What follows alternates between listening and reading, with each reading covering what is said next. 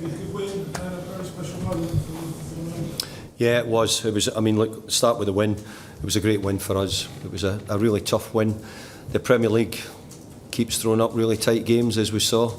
I thought when we got 2-0 in front, I thought we were quite comfortable, but it didn't go that way, which is no surprise. But the other part you asked was it was a special moment that Yarmolenko scores.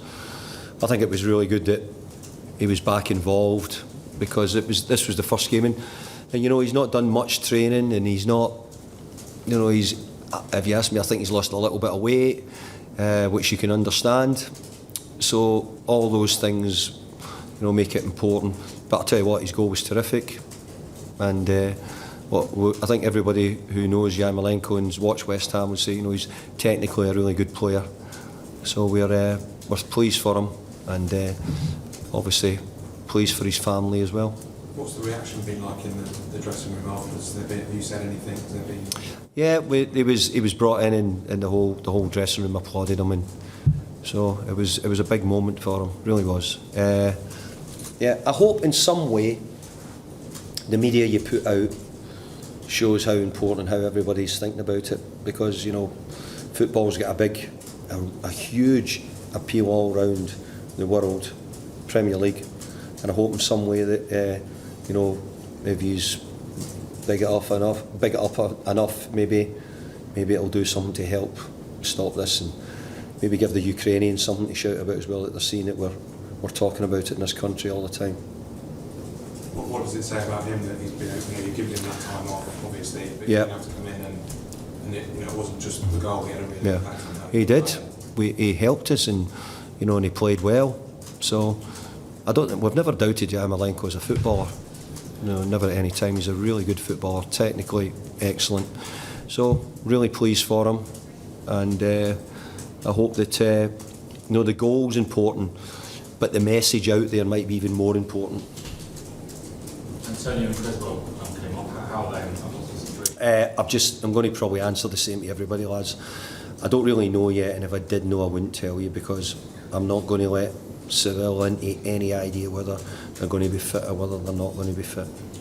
Is it fair to say you're now going to rely on Yarmolenko a bit more than you perhaps would? That would be unfair to say that, because I wouldn't answer that, because that would be suggesting that Mick isn't fit. So at the moment, I don't really know. That's the true answer. Did Andre ask to play this game? When you spoke to us? I spoke to him yesterday. I told you the other games he didn't feel he was right, so we gave him the time away. He was travelling to Seville with us, but was ill.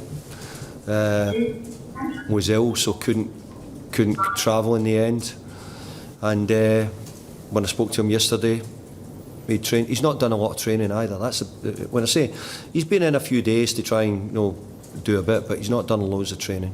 Do you know what he's going through personally? Are his family all safe now? I spoke with him yesterday, and he's got family members in Ukraine, and he's got family members here, and he's got family members in. And I think Lucas Fabianski's been a really big help to him regarding getting into Poland, etc. as well. So there's been a real sort of team spirit effort, I think, behind the scenes there. Can we just clarify that? Did his wife and children come back from Ukraine? Did you know? Can I answer that? Sorry, what was the question, Gary? Sorry? Can we clarify? Do we know if his sort of... Yeah, we're not giving details about family, Gary, as we said before. Yeah. If that's okay, we're not going to go into detail about family whereabouts. David, could you expand on that? Team spirit. Because you see Mark Noble was mentioned, Lucas. Everyone's really come together for it. Yeah, I think they would. And let's be fair, if MD isn't, then whether it be team spirit, outside, I think everybody in the country, certainly in our country, I believe in if you're calling it team spirit, is all together in what we should do, and we're completely against what's happening. So again, I feel as if I'm having to talk like somebody who knows something about it, and I don't. I'm not a politician. So my team have come help Yarmolenko. They're all supporting him the best they possibly can, but don't think that we're the only ones that we're doing something special. We're not. The whole country's doing it. All you people are doing it, because you're all writing against it, and you're all talking against it. So we're not doing anything special. We're just helping somebody who's Ukrainian. I know he had compassionate need, but have anything else to help him with his family during his time? Well, we've offered. The club have been great. The club have sort of given him everything asked. What can they do? You know, Karen Brady's been regular on the phone. What can we do? Can we do any more? Is there anything we can do? You know, if any of his family members were over, we would try and make sure we could do the right things for them if we had to do that. So, but I think you or MD else would do the same if you were put in that position as well. So the club have done a good job. Just in the game itself, good win of course, and 2 assists from Ben Rama. How nice you've got the players now contributing to the attack. Well, that's what he's got to do, isn't it? He was better today, but you saw a lot of really good and you saw a lot of really poor. So what we're trying to do is get the really good more regular. But if he keeps making me assists and he starts getting me a few more, played much better today than he's done. Much more of a team player today and making the goals. So I was pleased with him today. Richard, David, when he wasn't training, he said he was only training occasionally. Was he in at that period? Yarmo, yeah. Well, we'd given him time off at the start because I think he was on the phone all the time.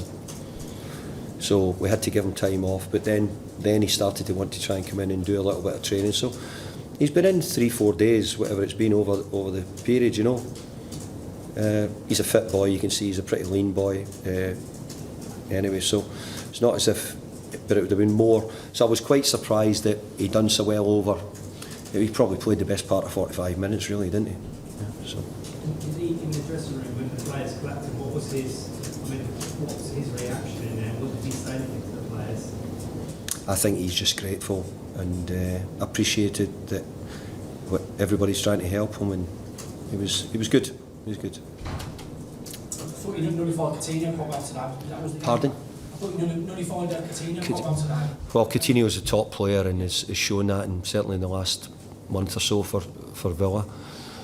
Villa came in great form. You know, probably the front three's been in great form and they've looked really good. So it was a tough game for us because we knew they'd come with their tails up and we were going to have to find a way through. And actually there was a period in the second one, I thought we had played quite well in the first half and maybe hadn't really got much from it.